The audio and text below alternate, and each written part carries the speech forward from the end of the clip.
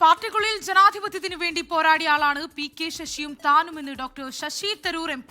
രണ്ടുപേരും അതിൽ പരാജയപ്പെട്ടെന്നും ശശി തരൂർ പറഞ്ഞു. അദ്ദേഹത്തിന്റെ പാർട്ടിയുടെ അകത്ത് ജനാധിപത്യത്തിന് വേണ്ടി വാദിച്ചു. അദ്ദേഹം നല്ല കഷ്ടപ്പെടുത്തിട്ട് ജനാധിപത്യത്തിന് വേണ്ടിയിട്ട് സംസാരിച്ചു. ഞാനും എന്റെ പാർട്ടിയുടെ അകത്ത് അത് ചെയ്തിട്ട് നിങ്ങൾക്ക് അറിയാമല്ലോ. രണ്ടാളും ഞങ്ങളുടെ രീതിയിൽ പരാജയപ്പെട്ടു. പക്ഷേ എന്റെ പാർട്ടി എന്നെ വർക്കിംഗ് കമ്മിറ്റി അംഗമാക്കി.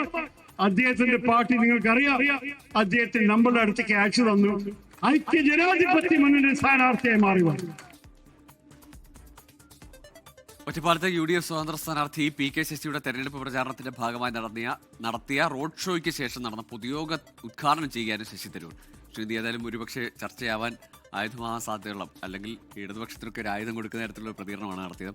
കാരണം ഈ തെരഞ്ഞെടുപ്പിൽ സീറ്റ് തർക്കവുമായി ബന്ധപ്പെട്ട ചർച്ചകൾ, നേതാക്കളുടെ പരസ്യ പ്രതികരണങ്ങൾ വരുമ്പോൾ പോലും വി.ഡി. സതീശനെ പോലുള്ളവർ പറയുന്നത് ഇത് കോൺഗ്രസിലെ ജനാധിപത്യത്തിന്റെ തെളിവാണ് എന്നാണ്. പക്ഷേ ശശി തരൂർ പറയുന്നു ജനാധിപത്യത്തിന് വേണ്ടി പാർട്ടിക്കുള്ളിൽ പോരടിച്ചു, പക്ഷെ പരാജയപ്പെട്ടു എന്ന്. പലപ്പോഴും ഇത്തരത്തിൽ ശശി തരൂർ MP പറയുന്ന വാക്കുകളൊക്കെ ഇടയ്ക്കൊക്കെ അതൊരു വിവാദത്തിലേക്ക് വഴിതെളിക്കുന്നുണ്ട്. എന്തായാലും ഈ തെരഞ്ഞെടുപ്പ് ഒരു സമയം വരുമ്പോൾ ഇത്തരത്തിലുള്ള പ്രതികരണങ്ങളൊക്കെ വലിയ രീതിയിൽ ചർച്ചയ്ക്ക് വഴിവെക്കുമെന്ന കാര്യത്തിൽ യാതൊരു സംശയവുമില്ല.